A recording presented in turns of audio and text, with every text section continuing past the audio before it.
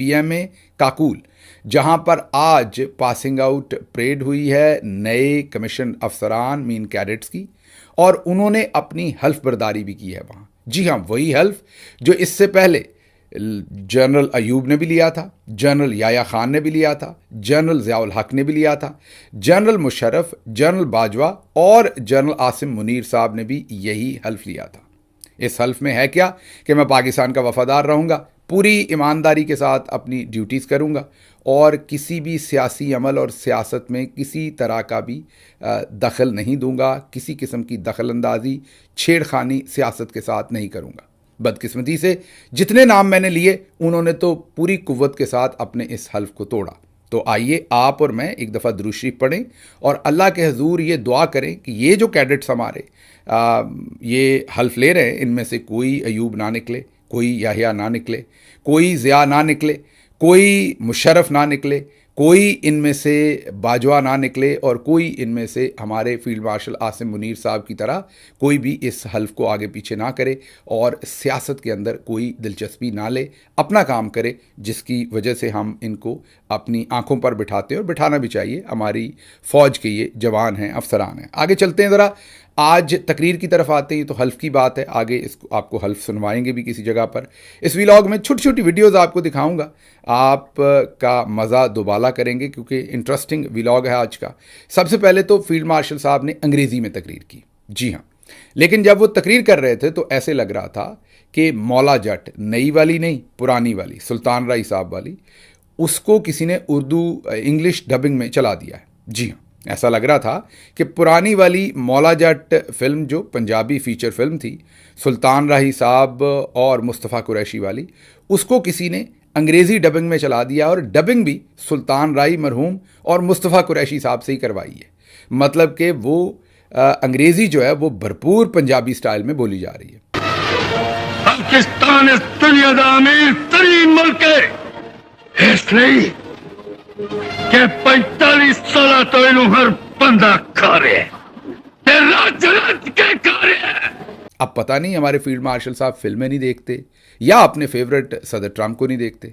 अगर वो फिल्में देखें तो उन्हें पता चले कि पंजाबी फिल्म, उर्दू फिल्म, उसके बाद हिंदी फिल्म, उसके बाद अंग्रेज़ी फिल्म, तो उनको नज़र आएगा कि हर ज़ुबान का एक लहजा है। प्रोनाउंसिएशन तो जैसे मेरी और आपकी अंग्रेज़ों वाली नहीं हो सकती क्योंकि हमारी मादरी ज़ुबान नहीं है, विच इज़ परफेक्टली फ़ाइन। लेकिन असल मसला ये है कि हमें ये तो पता है देख के कि ये ज़ुबान कैसे बोली जाती है। अंग्रेज़ी ज़ुबान ज़रा डिफरेंट तरीके से बोली जाती है। ज़ाहिर है जो पंजाबी है, अगर आपने कहीं सियालकोट में, फैसलाबाद में, लाहौर में, जैसे शहबाज शरीफ साहब माइक शाइक तोड़ देते हैं, वहाँ तो गला फाड़ के जब तक बात ना की जाए तो लगता ही नहीं कि बंदा सच बोल रहा है। जैसे नून लीग वाले अक्सर जब झूठ बोल रहे होते तो बड़े गुस्से में प्रेस कॉन्फ्रेंसेस करते हैं, मीडिया को फेस करते हैं। इनको लगता है कि जब आप गुस्से में बोलते हैं तो आप सच बोलते हैं। वैसे अमूमन होता है ऐसा, लेकिन नून लीग वाले क्योंकि गुस्सा भी झूठा ही कर रहे होते हैं तो उसमें से झूठ ही निकलना होता है। लेकिन बहरहाल आगे चलते हैं। तो फील्ड मार्शल साहब, किसी को आपको बताना चाहिए कि नहीं, या तो फिर उर्दू में तकरीर करें अगर ऐसी करनी है, या पंजाबी में या उर्दू में अगर ये सुल्तान राई स्टाइल है। अंग्रेज़ी में तो जिनके आप फेवरेट हैं उन्हीं को बोलता सुन लें, हालांकि वो खासे मौला जाट हैं ट्रम्प साहब, लेकिन क्योंकि अंग्रेज़ी में उसी तरह का मौला जाट होता है ना, तो इसलिए आप ज़रा थोड़ा सा, मेरा ख्याल कुछ ज़्यादा मसाला डाल दिया आपने। तो जब आप अंग्रेज़ी में इतना मसाला डालते हैं, ऊपर से प्रोनाउंसिएशन मेरी और आपकी देसी है, तो उस वजह से फिर काम खासा ख़राब हो जाता है। चलें आगे चलते हैं, आपकी तकरीर के जो नकात हैं उस पर फोकस करते हैं, जो मंदरजात हैं। उन्होंने तकरीर करते कहा कि पाक फ़ौज ने अपनी पेशा वराना महारत और अज़्म से दुश्मन को शिकस्त दी, कौम का एतमाद मज़ीद मजबूत किया, अज़ली दुश्मन के ख़िलाफ़ कार्रवाइयों में राफ़ेल तैयारे मार गिराए। कौम को यकीन दिलाता हूँ इस मुक़द्दस सरज़मीन का 1 इंच भी दुश्मन के हवाले नहीं होने दिया जाएगा इंशाअल्लाह।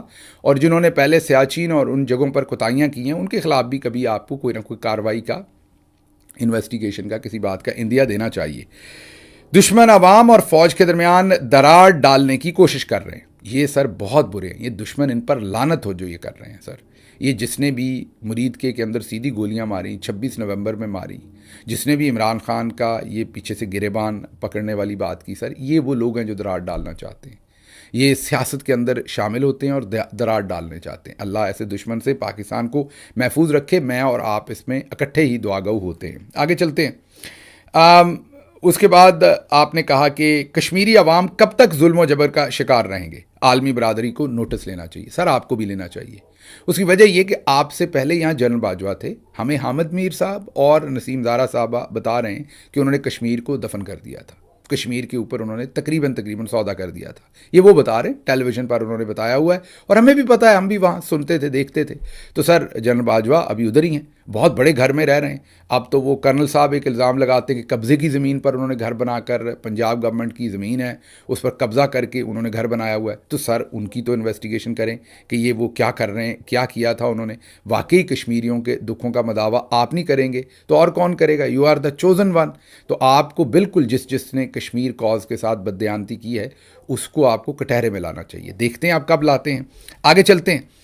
आपने कहा कि वर्दी में मलबूस लोग हमेशा पाकिस्तान की तरक्की, खुशहाली और नज़रियाती सरहदों के दिफा के लिए तैयार रहेंगे। सर ये सवाल है कि वर्दी के जो बग़ैर हैं मेरे जैसे वो नहीं कर सकते सर, वर्दी ही चाहिए।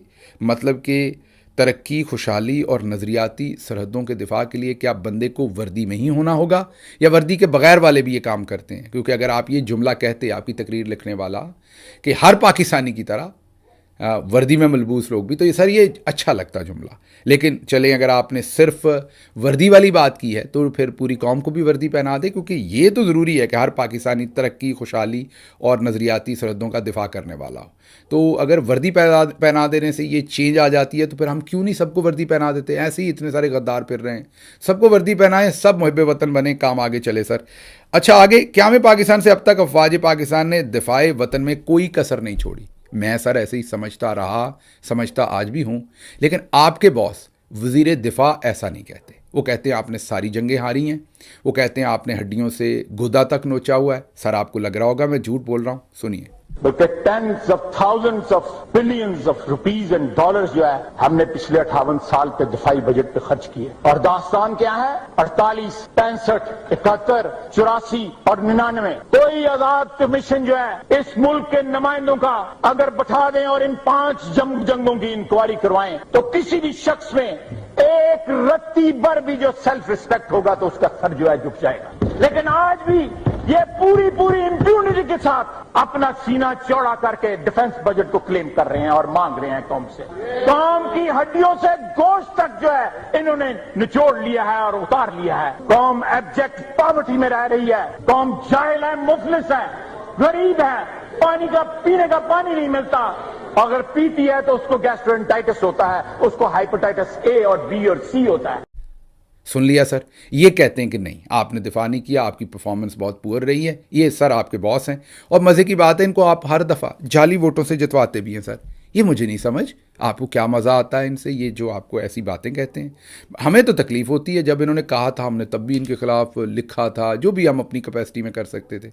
लेकिन सर कैसे आप महबूब हैं, मेरे महबूब, कि आपको जो आपको इतना बुरा भला कहता है उसी को आपने जता के, मतलब उसी अवतार के लौंडे से आप दवाई लेते हैं। चले होगा कोई, इसमें भी कोई बेहतरी होगी, आप बेहतर जानते होंगे। You are a chosen one sir.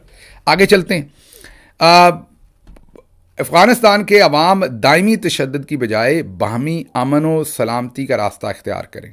दुनिया के कई तनाज़ात वाले इलाकों में अमन के लिए सदर ट्रंप की कोशिशें और क़यादत काबिल तारीफ़ हैं। चलें सर, ये ज़बरदस्त काम किया आपने। हमारे जो सदर ट्रंप हैं वो आखिरकार पीएम में काकूल तो पहुँचे सर, अब वो मुताला पाकिस्तान में भी पहुँच जाएंगे। आप गौर कीजिए, कायदे आज़म आएंगे, लियाकत अली ख़ान आएंगे, पता नहीं हमने मुताला पाकिस्तान में जो फातिमा जना साहबा हैं उन्हें रखा हुआ है या नहीं, और अयूब खान साहब तो होने चाहिए, वैसे याया भी होने चाहिए, लेकिन उनको हम नहीं रखते, उनको हम स्किप ही कर दे, भूल ही जाते हैं कि याया साहब का भी हमसे कोई लेना देना नहीं, उन्हें नहीं करते उन्हें हम, मतलब हम उन्हें जानते ही नहीं, हम में से वो हैं ही नहीं, हमें किसी ने बताया ही नहीं पाकिस्तान कैसे टूटा था। वो बस गोल मोल करके इंडिया की साजिश थी, उसने तोड़ दिया। भाई इंडिया की साजिश थी, घर में किसने काम किया था वो नहीं किसी ने बताया। लेकिन चलें आगे चलते, ये आज का टॉपिक नहीं है, मौजू नहीं है, लेकिन मसला ये है कि अब सदर ट्रंप मुताला पाकिस्तान में भी आ जाएंगे, पीएम में काकूल में आ गए, बहुत तेज़ जा रहे हैं आप फील्ड मार्शल साहब, ज़रा थोड़ा सा अपनी स्पीड कंट्रोल करें। इर्द गिर्द के जो बड़े बड़े इस्लामी मुल्कों के सरबराह हैं ना, जब आपको फेवरेट फील्ड मार्शल कहा जाएगा तो जेलसी वहीं से शुरू होनी है, तो फिर काम ख़राब हो सकता है। ज़रा स्पीड थोड़ी सी, चेक योर ब्रेक्स, बाकी आपकी मर्ज़ी है, because you are chosen one sir. आगे चलते हैं। फील्ड मार्शल साहब ने कहा कि भारत की किसी भी जारहियत का मुंह तोड़ जवाब दिया जाएगा। अपनी ज़मीन का 1 इंच भी किसी को नहीं लेने देंगे। इंडिया को खबरदार करता हूं कि 2 एटमी ताकतों के दरमियान जंग की कोई गुंजाइश नहीं। और साथ साथ उन्होंने अफ़गानिस्तान के बारे में भी बताया, और आजकल पॉलिसी भी चल रही है कि अफ़गानिस्तान दुश्मन मुल्क है और तालिबान कितने ख़राब लोग हैं और ये वो। लेकिन सर एक बड़ी यहाँ मेरे लिए इंटरेस्टिंग बात है, आपके प्रीडिसेसर जिन्होंने यहीं पर खड़े होकर पीएम में काकूल में ही उन्होंने यही वाला हल्फ लिया था सर, फिर उन्होंने ये हल्फ तोड़ा था। वो हमें कुछ और बता रहे थे अफ़गानिस्तान के बारे में, अफ़गान तालिबान के बारे में। वो कह रहे थे कि ये आपके भाई हैं, अगर ये हार गए तो आप हार गए, आपके मुल्क की ईंट से ईंट बच जाएगी अगर ये कामयाब ना हुए। सुनिए सर आप भी मेरे साथ मिलके वो क्या कहते थे। क्योंकि उनकी आज़ादी के साथ हमारी आज़ादी, आप यकीन जानिए कि अगर आज उनको तक पहुंचती है तो कल पाकिस्तान की ईंट से ईंट बच जाएगी। लोग इस चीज को समझते नहीं, वो ये समझते हैं कि ये गद्दो गुबार जो वहां मगरब के अंदर उठ रहा है ये सिर्फ अफगानों के लिए। मैं आपको ये मतला कर रहा हूं कि अगर खुदा ना करे किसी तरह से अफगानों को शिकस्त हो गई है तो फिर आपका अगला नंबर आपका है पाकिस्तान का। ये जो भाई हमारी जंग लड़ रहे हैं ये अपनी नहीं पाकिस्तान की जंग लड़ रहे हैं। इसलिए अगर हम और कुछ नहीं करते तो कम से कम दुआ के लिए तो हाथ उठाइए कि अल्लाह ताला इन अफगान मुजाहिदों को कामयाबी अता फरमाए। सुन लिया सर, ये वो बता रहे थे। अब आप सर इससे अपोजिट बता रहे हैं बिल्कुल ही। आप कह रहे हैं कि ये बिल्कुल ही तालिबान तो बिल्कुल ही फारिग हैं, इनका तो इनके पल्ले तो कुछ भी नहीं है, मतलब कि ये मतलब हमारे मुखालिफ हैं, दुश्मन हैं। वो कहते थे ये। तो सर ज़रा फैसला कर लें कि वो सच बोलते थे, आप सच बोलते हैं। क्योंकि उस वक्त सर मैं आपको ये बता दूं कि जब वो ये बातें करते थे ना, तो उस वक्त ख्वाजा आसिफ के वालिद जो थे वो कहते थे कि ये मर्द मोमन मर्द हक हैं, जो ये बोलते हैं ये सच बोलते हैं।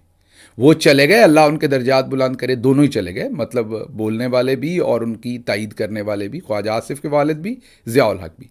सर अब हमारे पास ज़ियाउल हक के भी बेटे हैं, वो आपको दुरुस्त कहते हैं, और सफदर साहब के बेटे भी हैं, मतलब जो ख्वाजा सफदर साहब के मरहूम के बेटे ख्वाजा आसिफ हैं, वो आज आप दोनों को ठीक कहते हैं। लेकिन सर मैं आपको कसम खा के बता सकता हूं कि इन दोनों के बच्चों ने कल आपको भी ऐसे ही डिसोन करना है जैसे ज़ियाउल हक को आज आपने और इन सब ने मिलकर कर दिया है। ये जब तक आपके हाथ में डंडा है, जिस दिन ये डंडा हट गया तो आपको ऐसे ही डिसोन किया जाना है। इन्होंने आपको गद्दार तक कहना है, आपको यकीन नहीं आता सर। ये सुनिए ख्वाजा आसिफ साहब क्या कह रहे हैं। वो कह रहे हैं फ़ौज ने डॉलरों के इव्ज़ रूस के ख़िलाफ़ जंग लड़ी, अमेरिका ने पैसे फराहम किए, तो हमने कहा ये तो फिर उन्होंने हमने कहा कि हमने नहीं लड़नी, फिर उन्होंने हमारी बोली ज़्यादा लगा दी, तो हम रूस के ख़िलाफ़ जंग में शामिल हो गए। देखें ज़िया साहब क्या कह रहे हैं, वो एक मजहबी फरीज़ा उसको कह रहे हैं। ये कह रहे हैं पैसों के इव्ज़ हम बिक गए, ये कह रहे हैं मैंने नोट वखा मेरा मूड बने। ये आज के आपके जो बॉस हैं फॉर्म 47 के ख्वाजा मोहम्मद आसिफ वो कह रहे हैं। आपको यकीन नहीं आ रहा होगा सर, आपको लग रहा होगा मैं शरपसंद हूँ। ये सुनिए सर। हमारा कोई काम नहीं बनता था कि हम रूस के खिलाफ उस वक्त जंग में शामिल होते, लेकिन हमें पैसे चाहिए थे। उन्होंने हमें को पैसे ऑफर किए, फिर हमने उनको कहा कि ये पीनट्स हैं, फिर उन्होंने हमारी बोली ज्यादा लगाई, हम उस जंग में शामिल हो गए जो रूस के खिलाफ जंग थी, और हमने उसको जिहाद करार दे दिया। उसके बाद दूसरी जंग आई, उसके बाद फिर हमें पैसे जरूरत थे, और उस डिक्टेटर को भी अपने दवाम की, अपने इक़्तिदार के दवाम की जरूरत थी। दूसरे डिक्टेटर को जनरल मुशर्रफ को भी अपने दवाम की, इक़्तिदार के दवाम की जरूरत थी। उनके लिए गारंटर जो है अमेरिका तब भी बन गया, अब भी बन गया, दोनों जंगों के अंदर। अब आप एक और ऑपरेशन लॉन्च करने जा रहे हैं खाई साहब। सुन लिया आपने सर। तो अब आपने फैसला करना है सर, ये सच कह रहे हैं, इनके अब्बा सच कह रहे थे, आपके प्रीडिसेसर सच कह रहे थे, आप सच कह रहे हैं, क्योंकि वक्त के साथ साथ आपकी पॉलिसी सर बदल जाती है। इतना ही नहीं, इन्होंने फिर हमें यह भी बताया, ये जो अभी दहशतगर्द ये कहते हैं ये गंदा काम हम 30 साल से कर रहे थे, हमने ये गंदा काम किया और दूसरों के लिए किया और पैसों के इव्ज़ किया। सर यकीन नहीं है, इन्होंने याल्दा हाकिम के शो में अंग्रेज़ी में कहा सर, उसी अंग्रेज़ी में जो आज आप तकरीर कर रहे थे, उसी तरह की अंग्रेज़ी। ये ज़रा रुक जाते हैं, इनका कचरा फंसता है सर, इनके प्लग को किसी टाइम तेल शेल लगाएं, ये ज़रा फंसते बहुत करते हैं, तो इनको ज़रा रवा भी करें और इनसे पूछें कि अगर इनकी डॉक्ट्राइन ठीक है तो फिर आप भी अपनाएं सर। ये सुनिए क्या कह रहे हैं। You do admit, sir, that Pakistan has had a long history of backing and supporting and training and funding these terrorist organizations. Well, we have been doing this dirty work for the United States for about 3 decades, and West, including Britain. So that's your argument that... सुन लिया sir, ये कह रहे हैं 30 साल से हम ये गंदे काम कर रहे हैं। आगे चलते हैं सर, आगे सर ज़रा हल्फ पे बात हो जाए। ये बात तो अब हो गई, हल्फ आज कैडेट्स ने लिया और मैं रिपीट नहीं करता, मैं सीधा सुनवा देता हूँ। ये मेरा ख्याल 50-60 सेकंड का हल्फ है, ये ज़रा सुन लीजिए। आज पीएमए काकूल के अंदर कैडेट्स ने क्या हल्फ उठाया, सुने।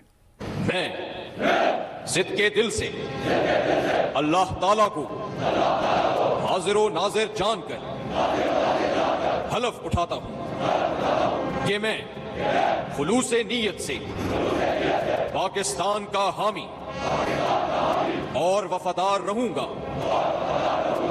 और इस्लामी जमहूरिया पाकिस्तान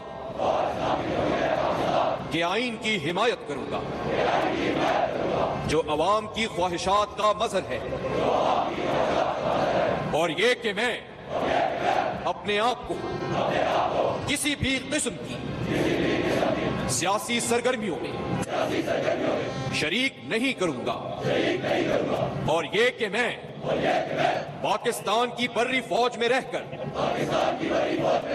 पाकिस्तान की खिदमत ईमानदारी और वफादारी के साथ अंजाम दूंगा। सुन लिया। इसमें जो इंटरेस्टिंग बात है आखिर पर वो यही है कि मैं किसी किस्म की सियासी सरगर्मियों में शरीक नहीं हूँगा या अपने आप को नहीं करूँगा। अब सर बात ये है, बाकी सारी तो हम सारी कौम ही फ़ख्र करते हैं अपने हर शहरी के ऊपर, वो पाकिस्तान से वफादार है। सर ये वाला मामला जो है, ये हल्फ क्यों तोड़ा जाता है, इसको कोई तरीका निकालें सर। अगर आपने ना निकाला, यकीन करें ये जो बच्चे हैं, हमारे छोटे भाई हैं, जो मैं बड़े प्यारे हैं, अल्लाह इनमें से किसी को खराश ना लगाए। मेरी दुरूद शरीफ पढ़ के अल्लाह ताला के हुजूर ये दुआ है कि ये जितने भी आज हल्फ ले रहे थे, हमारे बच्चे, भाई, बेटियां, इनमें से किसी को खराश तक ना आए, ये हमेशा ज़िंदा सलामत रहें और पाकिस्तान के लिए फ़ख्र का बायस बने। साथ ही ये दुआ है कि इनमें से कोई आपकी तरह और प्रीडिसेसर्स की तरह सर आइन ना तोड़े। ये अब कैसे करना है ये आप बता दें, क्योंकि आप एक्सपर्ट हैं। तो ये आपने कैसे इस हल्फ में से निकलने में कामयाब हुए, तो वो को कुंडी बताएं। जैसे हम अगर को पर्चे शर्चे में कोई बूटी शूटी लोग लगाते थे ना, तो वो बाद में अगर मास्टर बन जाते थे तो उन्हें पता होता था कि स्टूडेंट इस तरीके से बूटी लगाता है, तो वो फिर उसको पकड़ लेते थे। अब आपको तो पता है सर, तो आपको तरीका पीएमए काकूल में ऐसा करें कि आइंदा कौम सारी जो है वो इस मामले से, ये एक्सटेंशन और इस सारे काम से जो है, तो ये सारे जो हमारे आज बन रहे, इनमें से भी तो आर्मी चीफ बनना है ना, तो आर्मी चीफ बने, अपनी मुद्दत पूरी करे और घर जाए। तो ये कोई तरीका आप निकालें सर इधर। अच्छा जी, आगे चलते हैं। आपने सर आज तकरीर की, अंग्रेज़ी में आपने बड़ी भरपूर तकरीर की और हमें प्रोफेशनलिज्म पर तो कोई शक ही नहीं। लेकिन सर आज मुझे तकलीफ़ हुई जब आप तकरीर कर रहे थे, आपके पीछे जो मुझे नाम नहीं आते क्योंकि मैं फ़ौजी मामलात का माहिर नहीं हूँ, लेकिन मुझे ये पता है कि वो जो आपके पीछे बिल्कुल आपके लेफ़्ट पे बिल्कुल पीछे स्टेज के खड़े हुए थे, वो लोग हैं जो तलवार शलवार पकड़ के आगे चलते हैं, जो बिल्कुल सबसे फिट होते हैं, ऊंची आवाज़ निकालते हैं और प्रोफेशनलिज्म की पीक पे होते हैं वो, अपनी जो भी उनकी ट्रेनिंग होती है। सर वो हिली जा रहे हैं, झूमी जा रहे हैं आपकी तकरीर पे, झूम बराबर झूम हो रहा है सर। आप इतनी ज़बरदस्त तकरीर कर रहे हैं, वो हिली जा रहे हैं सर। ये ज़रा कान खींचें, जो भी पीएमए काकूल चला रहा है या जो भी बंदा है, ये इतना नहीं हिलना चाहिए सर। मैं फ़ौजी माहिर नहीं हूँ, मुझे पता है इंसान थकता है, लेकिन सर मैंने परेडें शरेडें देखी हैं, प्रोफेशनल तकरीरें देखी हैं सर, ऐसे बंदा हिलता नहीं पीछे खड़ा हुआ। तो ये मैंने एक रिटायर्ड लेफ्टिनेंट जनरल साहब जो आपके बॉस भी रहे हैं किसी ज़माने में, मैंने उनको ये वीडियो भेज के पूछी कि सर क्या ये नॉर्मल है, तो उन्होंने कहा कि नहीं, ये नॉर्मल नहीं है, ये प्रोफेशनलिज्म हमारी फ़ौज का नहीं है, इनकी ट्रेनिंग बेहतर होनी चाहिए। तो सर आपकी वॉच के नीचे ये काम ठीक नहीं है सर। ऐसा ही नहीं, ये आपके पहलू में, आपके राइट साइड पे सर, ये कोई उनसे सीनियर अफसर खड़े, ये वीडियो देखें सर ज़रा, ये भी झूमे जा रहे हैं सर, ये भी नहीं सीधे खड़े हो रहे। अब मुझे पता है ये ज़रा रिलैक्स खड़े हैं, आसान बाश खड़े हैं, ये उस तरह जो लेफ़्ट पे ज़्यादा पीछे खड़े उनकी तरह अलर्ट नहीं खड़े, लेकिन सर फिर भी इतना हिलने की तो ज़रूरत नहीं है ना, इतना तवाज़न तो बरकरार रहना चाहिए। बाकी आप लोगों को मर्ज़ी, ऐसे ही कहेंगे मैं प्रोफेशनलिज्म में दखल अंदाज़ी दे रहा हूँ, मैं होता कौन हूँ, मैंने तो सिर्फ एक राय दी है, आप देख लीजिएगा अगर आपको मुनासिब लगे। अच्छा, अब ज़रा दूसरे मामले की तरफ चल पड़ें। तहरीक इंसाफ की वफादारी पाकिस्तान के साथ नहीं, ये ख्वाजा मोहम्मद सफदर जो आइन शिकन जनरल ज़ियाउल हक के किचन कैबिनेट में थे, मीन जिन्होंने आइन शिकनी करवाई थी साथ मिलके, तो अब हमारे हिसाब से तो वो गद्दारी हुए जिन्होंने आइन शिकनी की है। तो उनके साहबजादे जिन्होंने उन्हीं की सियासत आगे से समेटी और आज उसी तरह के काम कर रहे हैं, वो कह रहे हैं तहरीक इंसाफ की वफादारी पाकिस्तान के साथ नहीं। इन्होंने तो ये तो कह ही रहे हैं आजकल। अब अगली स्टेटमेंट सुने, तहरीक इंसाफ वाले पाकिस्तान के खिलाफ खड़े हैं। ख्वाजा आसिफ के बाद अब ये राणा सनाउल्लाह भी कह रहे हैं कि तहरीक इंसाफ पाकिस्तान के खिलाफ खड़े हो गए हैं। अब मसला हमारा ये है कि हमें खुद नहीं पता लगता पाकिस्तान के साथ खड़ा कौन है। जो फर्द वाहद आता है, आर्मी चीफ आता है, वो अपनी नई टर्म, अपनी नया स्टेज सेट कर देता है। वो कहता है इधर जो खड़ा है ना वो पाकिस्तान के साथ खड़ा है। अगला आता कहता है नहीं इधर खड़ा है वो पाकिस्तान के साथ खड़ा है। कोई कहता है हार्ड स्टेट बनानी है, कोई कहता है सॉफ्ट स्टेट बनानी। याद है ना मुशर्रफ साहब, इनलाइटेंड मॉडरेशन, सॉफ्ट स्टेट। आप कहते हैं हार्ड स्टेट बनानी। उससे जो पीछे वाले थे, फिर मुशर्रफ साहब ने थोड़ी सी सेकुलर स्टेट भी बनाई। फिर उससे पहले ज़रा मजहबी स्टेट थी, लोटा ही हाथ में रखना था। फिर हम तालिबान के भाई थे, फिर अब हम तालिबान के दुश्मन हैं।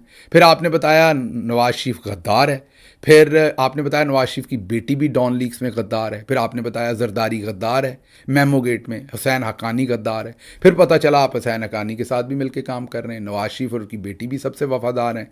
फिर आपने बताया कि अब इमरान खान गद्दार है, तहरीक इंसाफ गद्दार है। तो सर ये ज़रा थोड़ा सा मेहरबानी कर दें कि ये जो आपकी पॉलिसियाँ हैं सर, पिछलों की तो आपने सारी गलत कर दी। अयूब के दौर में रियासत के ख़िलाफ़ बात करना गद्दारी थी सर, लेकिन आज अयूब खान ही गद्दार है। सारे कहते हैं वो गद्दार है, हम उसे ओन नहीं करते, हमारा उससे कोई लेना देना नहीं। फिर सर याया के दौर में उनके बारे में बात करना गद्दारी थी। आज याया का कोई जिक्र ही नहीं करता, उसे आर्मी चीफ ही नहीं लिखा जाता, बस जनरल याया या याया खान या सदर याया कह के आगे बढ़ जाते हैं। फिर सर ज़िया साहब के दौर में उनके बारे में बात करना गद्दारी थी। आज ज़िया साहब को और तो और जो उनके पैदागीर हैं, पैदागीर कह दिया, जो उनसे सियासी तौर पर पैदा हुए हैं नून लीग वाले, वो उन्हें उन नहीं करते, वो उन्हें गद्दार कहते हैं। मसलन ख्वाजा आसिफ जिनके वालिद उनके साथ थे, वो उनको गद्दार कहते हैं। अभी आपने सुन लिया थोड़ी देर पहले क्या कहा उन्होंने। फिर मुशर्रफ साहब के दौर में उनके खिलाफ बात करना गद्दारी थी सर, आज उनको कोई ओन नहीं करता, उन्हें गद्दार कर रहा है। फिर कियानी और बाजवा साहब की हम क्या बात करें सर, आगे चल के ज़रा आप चेक कर लें कि पिछले सारे बुरे हो गए, करप्ट हो गए, गद्दार हो गए। इन पर खूब तनकीद करो, आपको भी मसला नहीं है। वीगो डाला भी नहीं आता, इन पर तनकीद करो, जो भी कह लो। इन्हें अदारा भी ओन नहीं करता, नून लीग भी ओन नहीं करती। नून लीग तो अपने रूहानी पेशवा या सियासी जो उनके बुज़ुर्ग थे ज़ियाउल हक साहब, उनको भी ओन नहीं करती। ख्वाजा आसिफ साहब जनरल बाजवा को ओन नहीं करते जिन्हें मैसेज करके जीते थे। ख्वाजा आसिफ साहब 2 दफ़ा मेरा ख्याल शायद उनके थ्रू जीते थे, उनको ओन नहीं करते। ना कोई जनरल फैज़ को ओन करता है, बल्कि उनका आप कोर्ट मार्शल कर रहे हैं। नदीम अंजम साहब के बारे में सर आपके सिस्टम में से, मैं आपको खबर दे रहा हूँ, आपके सिस्टम में से मुझे पलंदा भेजा है किसी ने चंद दिन पहले, आपके बंदे ने जो आपके बहुत साथ है, पीटीआई से कोई लेना देना नहीं, आपकी टीम में खेल रहा है। उन्होंने मुझे नदीम अंजम साहब के बारे में बहुत पलंदा भेजा है कि इनके खिलाफ प्रोग्राम करेंगे। गिल साहब इनके खिलाफ प्रोग्राम क्यों नहीं करते आप? उनको भी मतलब डिसोन कर दिया गया। बाजवा साहब को तो चले जो डिसोन करना था, आप उनके डीजी रहे हुए हैं, आपने भी डिसोन कर दिया। तो फिर मसला ये है, आज का जो वज़ीर दिफा है वो मैं आपको सुना ही चुका हूँ। वो कहता है कौम की हड्डियों से गुदा नोच लिया, कोई इन्होंने जंग नहीं जीती, कोई मसला नहीं किया। तो अब सर मुझे ये बता दीजिए कि आप को कैसे डिसोन करेंगे? ये आपको भी कर देंगे, लेकिन आपको क्या लगता है कब तक करेंगे, किन अल्फाज में करेंगे? फिर जब करेंगे तो फिर आप क्या कहेंगे? अच्छा, आज ये आपके सामने कह रहे हैं ख्वाजा आसिफ साहब कि तहरीक इंसाफ गद्दार है, फौज के खिलाफ है। राणा सनाउल्लाह भी कह रहे हैं। ये ज़रा सुनिए, ये F-16 जहाज़ों के बारे में ख्वाजा आसिफ क्या कह रहे थे, सुनिए सर। ये असला जो हमने अपनी दिफाई अफवाज को दिया हुआ है, ये हमने हिंदुस्तान के आगे उनको लड़ने के लिए दिया था।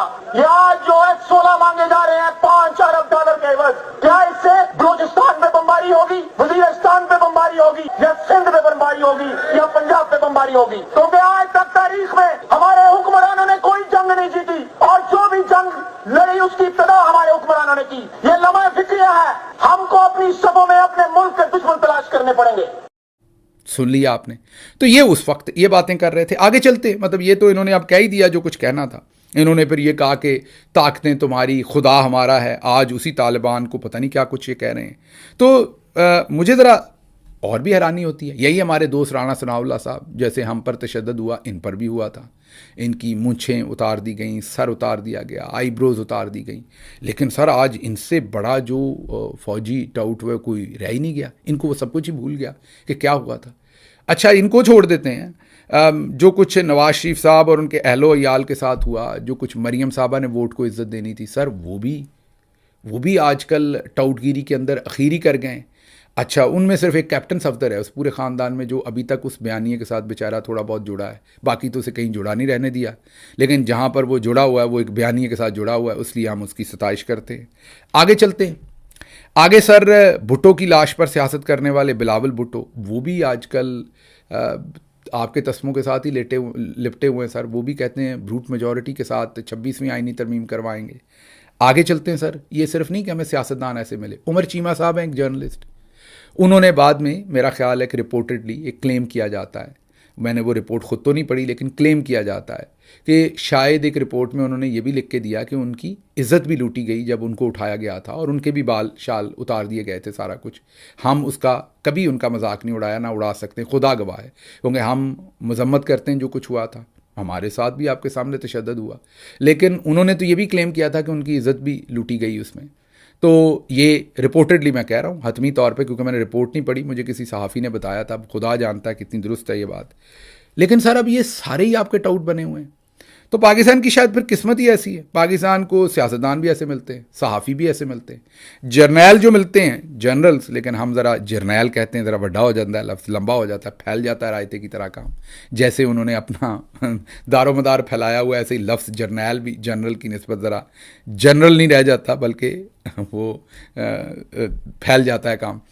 तो सर आप भी जो हैं, आप भी कभी जमहूरी बातें करते हैं, कभी हार्ड स्टेट, कभी सॉफ्ट स्टेट, तो कोई किसी एक पासे ला दो कौम नू के करना क्या है। तो आज खबरें और भी थी, लेकिन यहाँ से आपसे इजाज़त चाहूँगा, क्योंकि आज मेरा मकसद इन सवालों के जवाब ही टटोलना था। बाकी आप हमारे लिए बड़े ही काबिल एहतराम हैं, गुस्सा मत कीजिएगा। कोशिश कीजिएगा कि अगर आपको मौका मिल सके या आपके स्टाफ को किसी को मौका मिल सके तो इन चीज़ों पे थोड़ा सोचिएगा और कौम पर थोड़ी मेहरबानी कीजिए, क्योंकि जितनी आपके पास ताकत है, आप कौम की जान निकाले खड़े हैं और कुछ रिकन्सिडर करने को तैयार नहीं। जो कुछ मरीदके में हुआ है उसके बाद तो हम यही कह सकते हैं कि थोड़ी मेहरबानी कीजिए आलिजा, इस कौम के ऊपर माड़े लोग हैं, इतना ना, मतलब इतना ना, तुमने इनको थोड़ी मेहरबानी करें। मुझे यहाँ से इजाज़त दें। अल्लाह आपका हामी नासिर हो। पाकिस्तान जिंदाबाद।